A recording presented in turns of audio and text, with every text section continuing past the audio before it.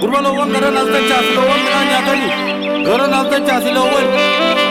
bishaan dhuganii gara lagaallee gadoofi loowwan gara lagaa gadoofi anuu gara daruuroo kana deemee leemman fe'ee deebi'a dalloonni kun loowwanitti dhibbate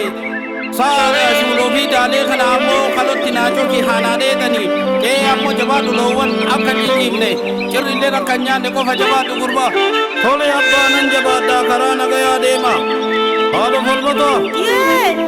jabaadhu kaa horiillee ijoollee irratti ilaali anuu ammaa gala haadha falmataa jabaadhu hayyee abbaa falmataa karaa nagaa